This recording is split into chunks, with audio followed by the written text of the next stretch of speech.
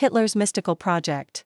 History told us how the Second World War ended, with Hitler's suicide in his Berlin bunker. What was told was logical and definitive.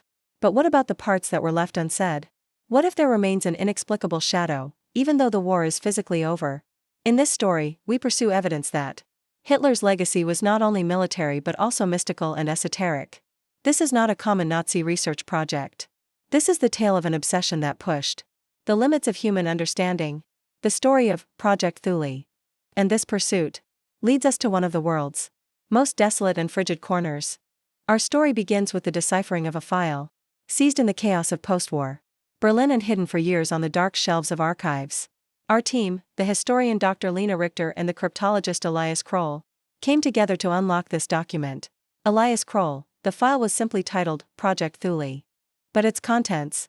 As we cracked the codes, we realized this was not a conventional military project.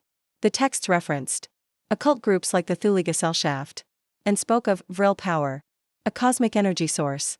Dr. Lena Richter, it was astonishing that, even in the final months of the war, the Nazi leadership was investing in esoteric knowledge and ancient myths rather than known technology. The final sections of the document explicitly detailed a secret operation focused on a region in the Arctic. The document contained precise coordinates. And this, seemingly, was not a plan for the survival of Nazi Germany in its final moments, but an effort to sow the seeds for a new world order. The coordinates pointed to a desolate island in the Norwegian Sea, an area once thought to be a final refuge for Nazi U-boats during World War II. Reaching. It was a challenge in itself. Find the traces of the Ahnenerbe, the Nazi Heritage Research Institute. This institute searched for legendary artifacts all over the world, from the Himalayas to Tibet. Apparently, this Arctic island was their last, most secret operational point. They named this abandoned base station 211, and it was no ordinary military structure. Behind the doors, a massive underground laboratory, carved into the ice and rock, stretched out. When we turned on our lights, we couldn't believe the sight. Elias Kroll, this isn't a depot. It's a sanctuary, or perhaps a bunker.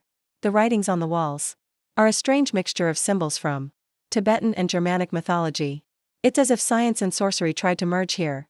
In the deepest part of the laboratory, in a room where even the electric current failed, we finally reached something. A large, lead-cased metal box emitting high magnetic energy. And right next to the box, a worn diary, apparently belonging to the sub-commander of this base. The diary was the record of a man descending into madness. Experiments that started as alternative fuel or new weapons had gradually turned into goals like time travel and interdimensional transit. The commander was terrified of what he was witnessing. Elias Kroll. Reading from the diary, April 27th. The Führer did not come here. He sent something here. To seal it, that endless power. It is not radiation. This energy is warping time itself. They say they are planting the seeds of the new Reich. Finally, the box was opened.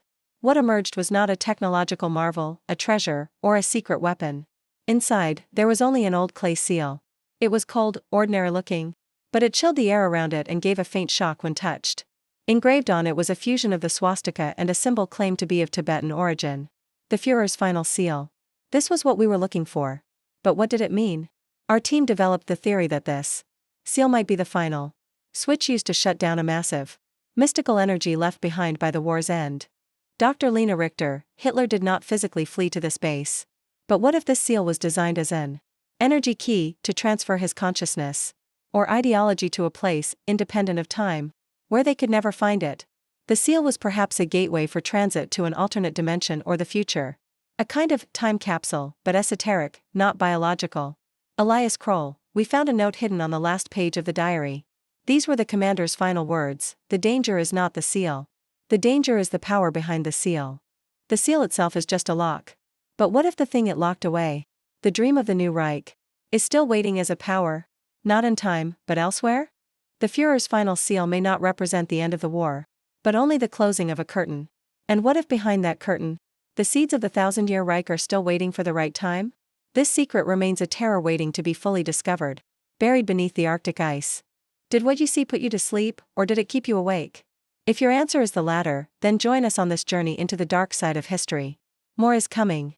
All you have to do is hit the subscribe button right below and ring that notification bell. See you in the next episode, but remember, Some secrets never sleep.